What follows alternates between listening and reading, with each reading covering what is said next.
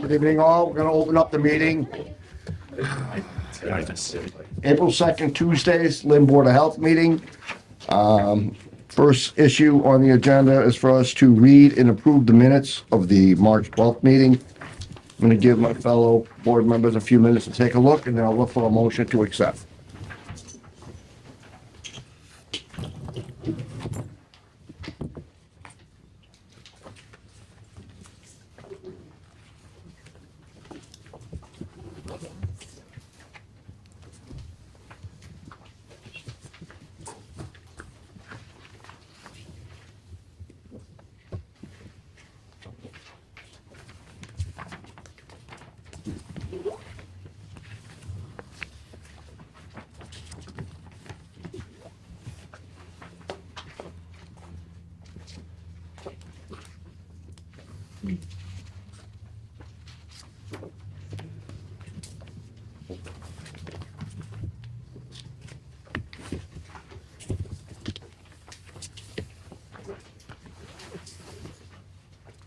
Okay. All right.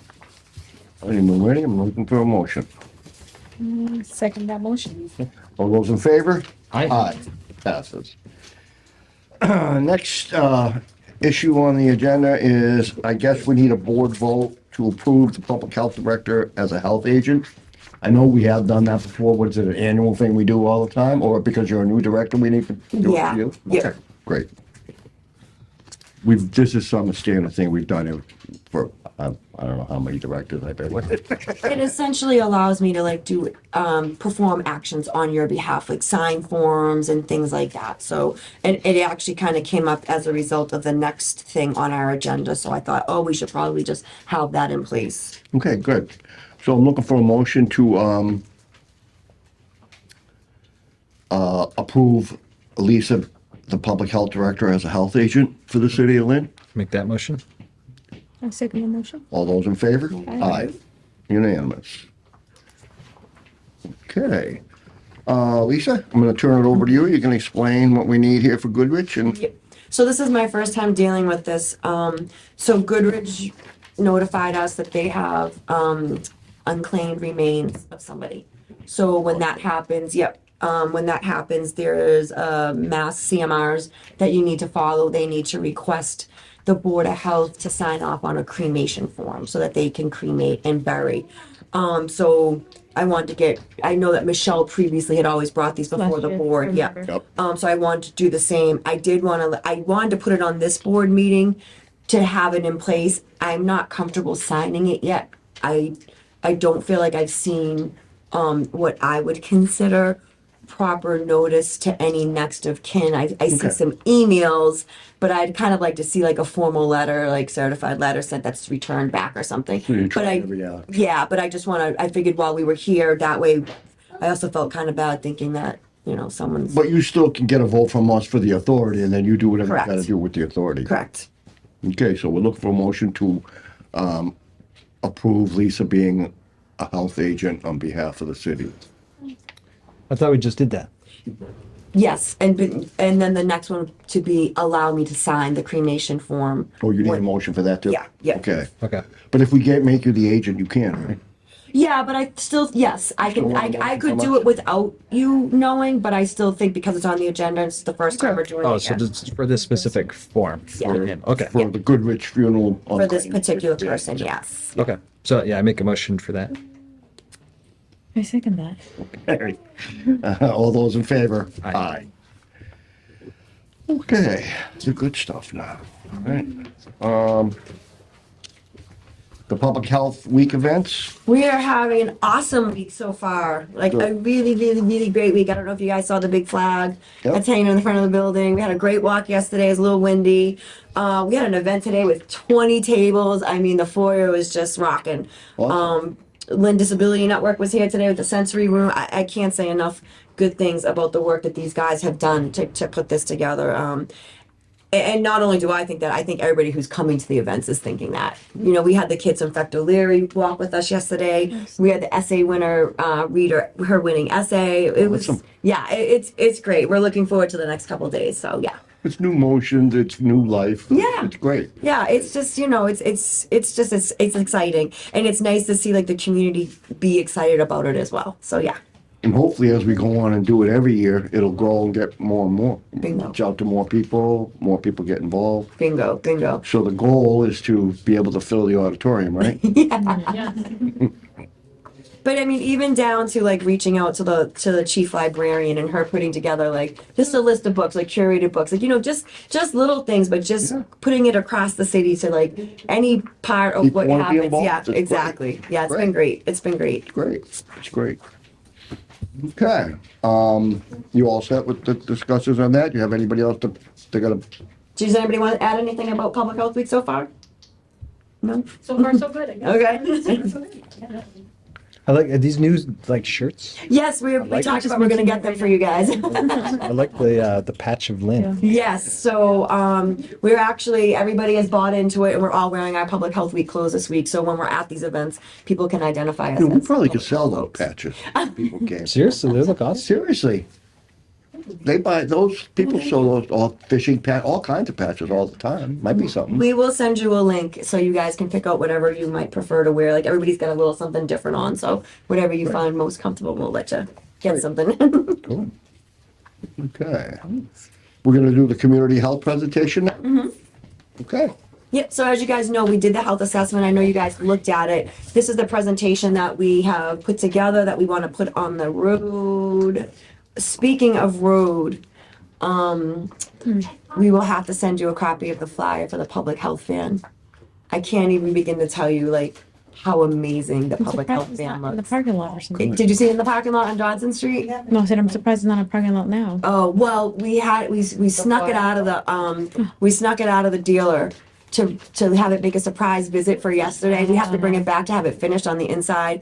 It is amazing. It's amazing. It's just, Health on wheels. yeah, it's just, I mean, you can't miss it.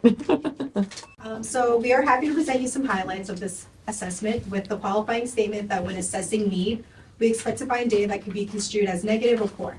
We review the CHA data and metrics as opportunities. Opportunities to uplift and support our residents, to deliver needed services, where and how they are needed, and to help a new generation of Lynners have better outcomes than the previous generation. So some background information on the community health assessment. In 2021, the Lynn Public Health Division, with the support of the American Rescue Plan Act dollars, applied for funds to conduct an assessment to better help the city of Lynn determine the health needs of all the residents. This is Lynn's first community health assessment. And in collaboration with the Metropolitan Area Planning Council, various methods of data collection were used to create the community health assessment. So a community health assessment, or CHA, is a systematic process to explore the health status indicators for a given population. It is used to identify assets and key issues in the community. Community health, or public health, is not just the presence or absence of illness, but also the assets and protections that support resident well-being and resiliency. Post-pandemic, public health departments across the country are reimagining how to deliver traditional public health services while also addressing the social determinants of health that we recognize as factors in health outcomes. And as we turn to a more holistic look at public health, social determinants of health, the conditions in which people are born, work, live, and age, show us that a person's zip code has become a predictor of an individual's health. So the community health assessment is broken down by the introduction, the Lynn health profile, health priorities, and the 5 appendices. So looking at the first health profile, chronic disease, Lynn residents are more likely to live with chronic diseases than those in general in Essex County and in the Commonwealth, with Lynn at 11% and the Commonwealth at 9%. A greater percentage of Lynn residents are living with high blood pressure, heart disease, and diabetes than the Commonwealth. These chronic conditions have their root in social and environmental conditions that can limit, influence, or dictate health behaviors. Health outcomes describe the consequences of disease, injuries, and other conditions that people live with and experience. Lynn residents experience health outcomes that led to lower life expectancy or a greater likelihood of passing away from a health issue, for example, heart disease. Health behaviors describe how people can lead their lives and the actions they take, which can help or harm their health or the health of those around them. Examples include people's diets, exercise, and use of alcohol or drugs. Health data suggests that Lynn residents are physically active as those across the state. However, the data also suggests that a greater percentage of Lynn adults smoke and get insufficient sleep at a higher rate than the state as a whole. Health status describes how people perceive their health. This measure can include physical health and mental health as reported by an individual. Lynn residents report that their health status is worse than those across the state, reporting depression, poor mental health, poor or fair general health, and poor physical health. Health priorities are conditions impacting a person's behavioral and mental health that exist at the intersection and interaction between genetic and environmental factors. Priorities include behavioral and mental health, community health services, stability and conditions of housing, access and activation of public spaces, and food systems. For the purpose of this chart, the focus has been on environmental factors that are modifiable through individual and community level change efforts. There is a distinction between behavioral health and mental health, in that mental health is inclusive of the psychological and emotional states of an individual, while behavioral health includes these elements as well as the behaviors or actions which individuals engage in. Lynn residents seek emergency and hospital-based care more than those on average in the Commonwealth at a rate of 35% higher than state residents between 2016 and 2019. And in regards to substance use disorder, 50% of overdoses occurred on multiple occasions to the same individual from 2017 to 2021. The Center for Health Administration Analysis, CHIA, collects and provides information about the performance of healthcare system services in Massachusetts. Recent information from the CHIA demonstrates much progress is still needed to create a more equitable system, even in a state with one of the highest rates of health insurance coverage in the country. The CHIA also found that a lower percentage of households of color reported continuous annual health insurance coverage, higher percentage of Hispanic households reported difficulty accessing care, Black and Hispanic residents were 2 and 3 times respectively more likely to rely on emergency care than white residents, and Lynn has a greater percentage of residents who do not have health insurance than the state in general. The City of Lynn has an affordable housing trust fund that was created by ordinance in 2022, and it supports the creation and preservation of affordable housing in Lynn. Lynn Housing and Neighborhood Development, or LHAND, provides a lead abatement program for low-income homeowners or renters with children under 6. In 2019, Lynn received $9.3 million from the federal government to increase program capacity. Safe, inclusive, and accessible public spaces support the overall health of the community. Lynn residents have expressed the need for more opportunity to be physically active. Senior residents have expressed challenges they've encountered when trying to get around the city, and youth have expressed a need for spaces to connect as they describe how socializing can be challenging and awkward following the COVID-19 pandemic, craving opportunities to practice socialization skills. Health priorities and food systems. Food insecurity is an issue noted repeatedly in engagement with individuals and organizations. From January to May 2023, nearly 1 in 5 Lynn Community Healthcare respondents indicated an occasional or frequent experience with food insecurity. And as you see the figure note, food insecurity varies across the city, but there are estimates as high as 20% of households in certain neighborhoods. Finally, the next steps, an action plan and community health improvement plan. This chart has elevated a set of priorities in addition to assets and challenges related to the health of Lynn residents. The intent of the plan is to provide initial steps that the health department should sustain or initiate in order to capitalize on opportunities emerging from the CHOP process. Currently, the Lynn Public Health Division offers many programs, services, public health, and seasonal resources, and it is well positioned for this as the division works to spotlight and address root causes of health inequities within the community. The division also seeks to be guided by resident voices and data.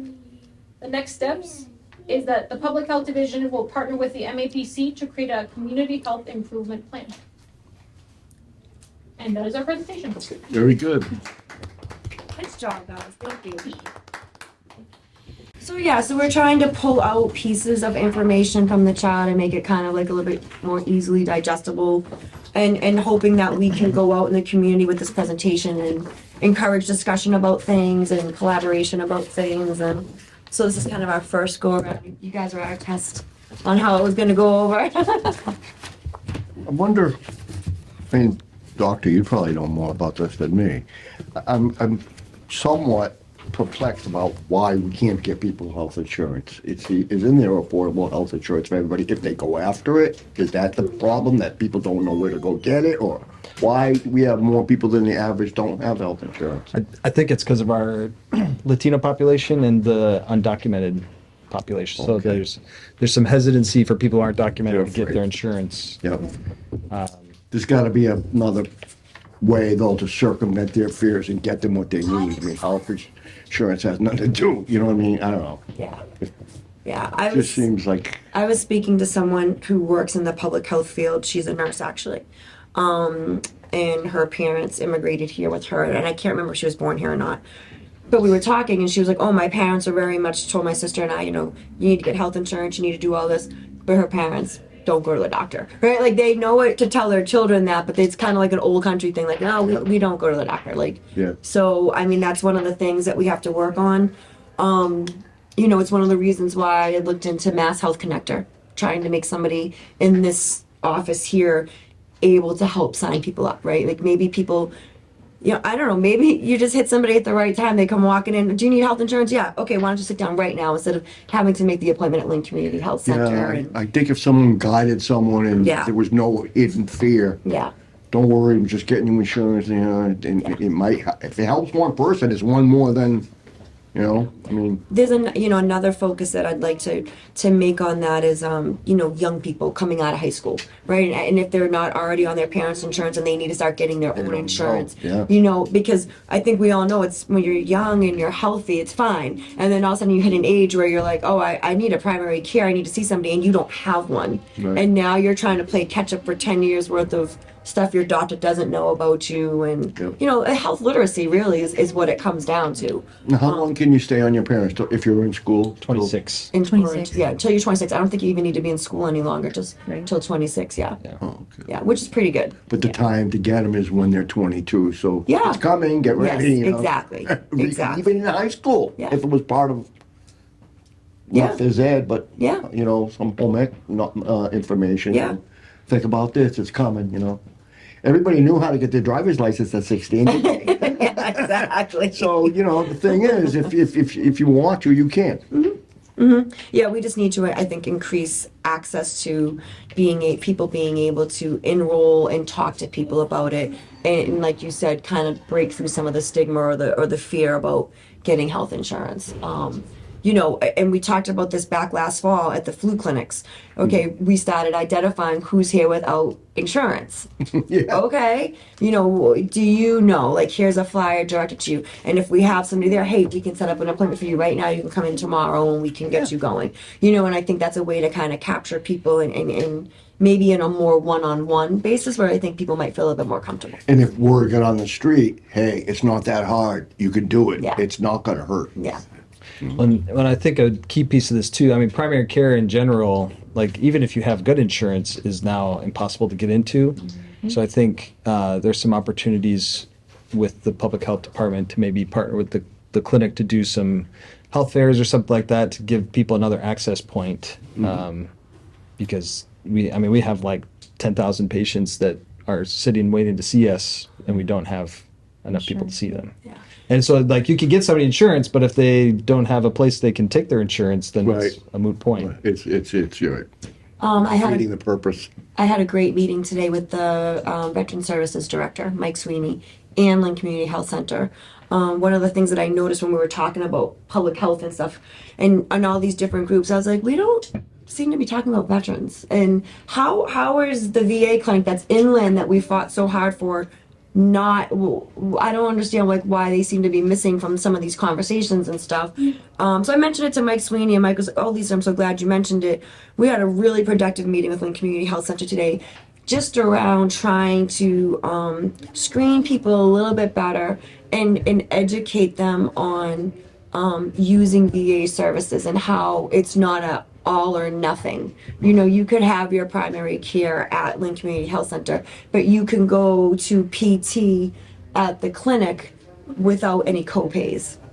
Or sometimes it's easier to get a certain diagnosis at the clinic if you're a combat veteran, because the VA has already decided that hearing loss at a certain point, if you were in combat, is automatically, it's presumed that it's a Part of it. disability, right? So it's a little bit, and then your hearing aids are paid for through the VA clinic, which nobody else pays for hearing aids, right? So like being able to make sure that people know that there's more than one place to kind of get what you need, and making sure that everybody who's providing things are working together to not over provide in one area and under provide in the other, and just making sure that, you know, that there's that more awareness. Is So the Veterans Office aware of a population that has no health insurance that it could be directed to if you had that other thing? I think right now, truly what they're trying to do is increase their outreach and make sure that everybody who's identifying as a veteran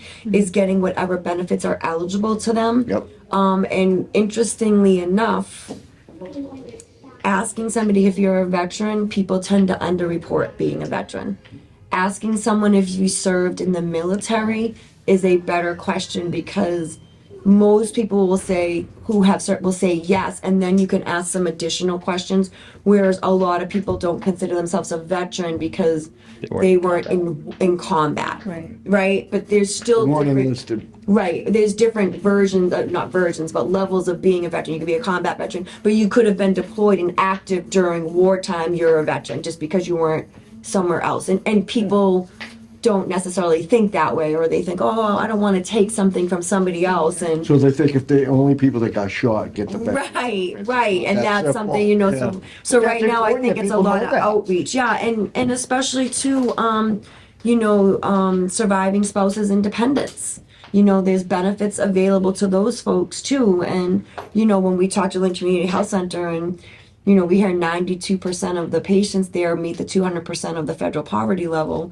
You know, right off the bat, that lines up with what the veteran services levels are for different things. So, Well, and then eventually the veterans can outreach within themselves. If they get a good program going, Yes. veterans can tell veterans, they'll listen to them more Yes. than someone else. yes. And, you know, kind of leading into our next agenda item, you know, Mike also mentioned that, you know, there's less veterans now than there used to be, which would make sense. The World War I, World War II veterans are getting older and what have you. As a matter of fact, I think I just saw like the last surviving veteran Pearl from the Harbor. USS Arizona and Pearl Harbor passed away at 102, right? Like, Yeah. but that there's a new generation of veterans, particularly women of color, that need to be identified and need to be outreached to. And Mike's trying to make those inroads, and he's actually working with Counselor McLean on that, Great. as a woman of color and as a veteran. Awesome. You know, so yeah. Awesome. Yeah. That's cool. So The more involved, the better. yeah, absolutely. So it kind of leads to the next vote. Well, I did have one more question sure. about the CHA. So I assume that now that we have this information, it's also an opportunity to lobby the state and say, like, I mean, because nothing in there is surprising, right? Right. Like everybody knows that Lynn doesn't have as much money as surrounding towns, and that has trickle down effects. So is this we can use this information now to go to the state and be like, okay, we need more money from you to help take care of our people and help them be healthier? Oh, certainly. Like this gives us the metrics that we need for grants.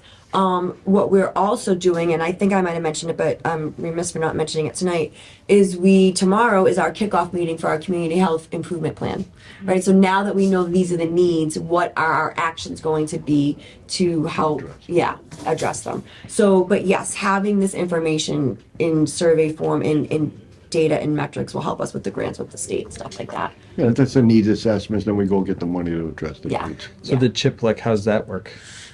Well, I'm going to find out tomorrow. I guess who's on that? I was gonna say we're working with MAPIC, who are the people who I helped us see. with the community health assessment. So basically, And they like know we where the said, money is. yeah. Well, not only that, we're gonna elevate certain items that we consider actionable, that we can, as the public health department, take steps to address these inequities. And you know, we really want to be mindful about what do we have control per se over making a difference on. So for housing, we already know that housing, there's the Housing First, Lynn Housing First plan. that's not something that public health per se can make a difference on, but how public health could make a difference on making sure there's someone here who can sign people up for health insurance when we see that people need it. So it's really kind of pulling out those actionable items that we can say, okay, here's our goal is to get, this many people per year signed back up for Mass Health or what have you. So our kickoff meeting with MAPIC is tomorrow for that. Does Mike send out checks to people for benefits? Yeah, I think so. Mike Sweeney, absolutely. I A think so. simple letter and a check Yeah. wouldn't be a bad thing too. Well, he did Ways say, to talk to people you know, that don't realize. It was funny. He did say that, back in the day, you would give one surviving widow over at Wall Plaza a check and she'd tell 5 of her friends and they'd all come down here. But like that kind of networking got lost with age, but also with COVID. People just aren't kind of doing that stuff anymore. So everybody has to be creative, as do they. So like they're really going out of their way to do more things. We're the hub of the ideas and people Yes. are jumping on board. It's great. Yes, It's great. which I think is kind of a big role that public health should play for the whole city, is being that hub to, this is how you should do that. You should make sure you're going after like this folks this way, and you should think about it with this lens and what have you. I was talking to Chris Gator earlier with the Lynn Disability Commission and just talking about, he's like, oh, I didn't know the sensory room was going on in the health resource room today. And I'm like, right, we should be doing a better job of making sure that the city knows Everybody knows. the opportunities that they have to partner with what is needed out there. So, that will be something that we'll be taking on too. I think the other thing that really stood out to me is the depression toll. It's like way higher than the state, and I think it goes back to COVID and also just like I think it's part of it is urban life, but there's also just like some disconnectedness in the community, and so I think that's a big thing that public health can do. In the COVID just elevated the disconnectedness. You had Yes, to stay home agreed. and see nobody. So one of the things that stuck out to me, because I didn't realize it, and Russo, you might have some comments on this, it was about the youth. The comment about the youth feeling that there's no opportunities for them to socialize. And I'm always like, you guys want to socialize? Because it never seems that way, right? Like, oh, well, this is great. I recently had a Lynn resident who reached out to me, and she's done some pretty cool things here while she was in high school. Reach out to me looking for a public health internship. And I was like, all right, let's talk about this a little bit. How would it look? What are you thinking? You're a public health major. I kind of know your background a little bit. I was like, I don't want to just give you a job for the summer answering phones and filing. Why don't you read our community health assessment? Why don't you tell me what you think is a good project that you can implement and what the outcomes can be?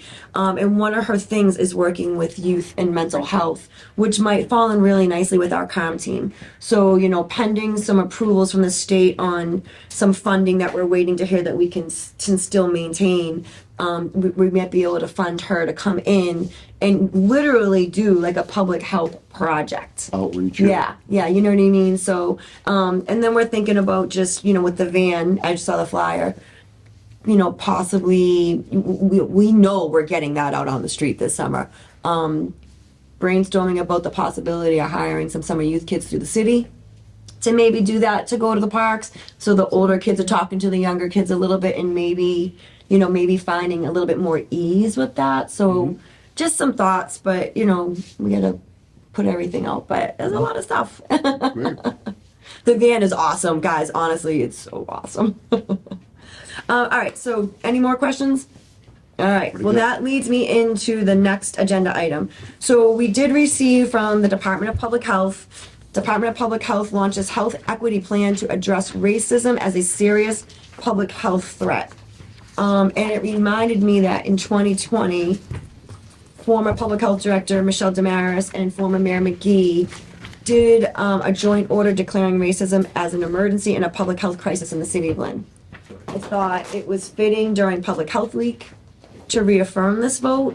I thought, looking at the community health assessment, it's much easier, I think, maybe to understand why we consider racism a public health threat. I feel like back in 2020, We didn't really know. everybody was like, yeah, we get it, we understand this, We didn't know the particulars. right, we're kind of reacting to things that are going on nationwide, but 4 years later, we know the social determinants of health. We know how to talk about those. We see the metrics, we saw the metrics there about Black and Latino people being underinsured, using the hospital more often. It's there. The evidence is there. And again, Public Health Week, the state sent this out. I just thought, like, symbolically. People get afraid of the reaffirming it. word Yeah. instead of learning what the word Yes. is. And Yes. it's really more of a outreach to an isolated population that doesn't get it. That, I don't mean doesn't. Yeah, doesn't get the services, resources Someone and saying, hey, we services. got this for you. Yeah. Come over here and see it, Yeah. I know originally when we voted on this, the other two board members, they weren't keen with the word. They said, can you change the word out of it? It's not racism that you're thinking. There's not enough direction, whatever you want to call it, for people in that category. That's it. Well, I think systemically, we see that people of color have not had access to the same resources at the same level as, people not of color, as white people. The evidence is there. You just can't keep denying that is not inherently how our systems are set up. And it's our goal to correct that. When you can split out Lynn by zip code, Right. you still see differences. Correct. Yeah. Correct. Right, When they that's say within where Lynn. you live, yeah. Yeah. And listen, it's about everything. 20% of, some people, up to 20% in certain zip codes have food insecurity. Yeah. Right? I give a lot of credit to my staff here because we were talking about this in a meeting. And we knew reaffirming this vote, and we know going out there and talking about this is going to make people uncomfortable, and that we need to make sure that we are using appropriate language, that we're using cultural competency, that we're explaining to people through evidence-based information why, and not just saying, well, we should. Yeah. And Malik has actually had the idea to reach back out to Faustina Cuevas, our DEI director, and she's going to come down and kind of do another like DEI training for us, just to give us those skills, give us that confidence to get out there, to have meaningful conversation with people, educated conversations with people. Norris is going to also, we're going to call it our little in-service day, but he's also going to, talk to us about talking to people about the social determinants of health. Because I think a lot of people feel that you're calling me a racist. When you say that people of color don't Right, get health care at the same rate, you're essentially calling me a racist. And people take it to this really personal level, and it's like, this isn't about any one individual person. It's a this is system. about a system that has happened and occurred that you can't deny. Do you know what I mean? And that's not to say that it doesn't occur to white people at some level too. Do you know what I mean? But we can see systemically that it happens to people of color. Our community health assessment. People tells are us that. intimidated and afraid of the word because they don't understand what it means. Right. Doesn't mean that you hate someone. And who's being a different afraid color. doesn't It means fix the anything. system doesn't work for everyone. And being afraid doesn't fix anything, and not being willing to have sometimes those uncomfortable conversations doesn't fix anything. And we're here to make sure everybody has the best opportunity to be healthy as possible. So Need a motion for us to- yes. You guys We're gonna- cool with that? Yeah. Yeah, I guess I haven't read it word for word, but I assume there's like updated info that we can put in this. Well, what I just was looking for was a reaffirmation of Of the existing. of the existing vote from 2020. If you'd like to make a new vote or a new motion with different language, that's fine. Or do you with want me. to take it under advisement, read it, and see if you want to add anything? We could do that too. I definitely I love the idea. I think we can make it maybe stronger. Okay, You know, yeah, I because mean, we have more info. 'cause absolutely, I'm all for this that. references Let's table COVID it. here. Let's Okay. table it for this meeting, give you a chance to look at it, if you want to add whatever you want to Yeah. add. And again, we're probably going to run it by legal or whoever the Yeah. hell we're going to. Yeah. The mayor's office proclaimed it originally, But I right? think Mayor McGee's especially office, yeah. adding specifics from our Okay. public health assessment. Yeah, absolutely. I think would that's a really great beef idea. that up because It's the way to do it. this is talking about COVID, which like it was really obvious at the time, but like these things that we're seeing aren't a COVID thing. This is like These are all the time. from the This is everything. 1920s thing Yeah. that continues on. So Yes, exactly. Cool. Exactly. So, if you guys want, I can try to put something together, send it to you. You can throw in some edits and things like that. Yeah. Like I said, we have this community health assessment, and I truly just felt like it was important to address this Do again. we have this in our packet? Yes. We do. I assume we'll get the mayor to sign on again. Yeah, absolutely. We can ask him to 400%. Yeah. Beautiful. Yep. Yep. Does anybody have anything they want to add about this stuff? Like I said, we're super fortunate. We do a lot of brainstorming in the office, actually. And That's I think we get a lot of good good stuff thing. coming out of it when we put our brains together. Thought you explained it succinctly. Thank you. Well, I even have to practice. I have to practice my words still, like making sure I use the right stuff. Practice makes perfect. Practice makes perfect. There you go. Okay. All clean? All set and everything? Once again, these guys are doing a good job. I'm already hearing that this week's been a good success. A lot of efforts on everyone's part. We thank you. We only come once a month and do a little. You guys are the oil of the machine. We have any old business that anybody wants to discuss? No? No, our favorite motion. Well, what about the next meeting? I was just gonna say, when is our next meeting actually? What would date that be? Wow, May, huh? Jeepers creepers. So normally would be the 7th, Yep. which is fine with me. Does that work for everybody, May 7th? Fine with me? Work for you, hon? Yeah. All right, May 7th it is. All right. Now our favorite motion. Motion to adjourn? I second that motion. All those in favor? Aye. Thank you all All very right, much. thank you guys.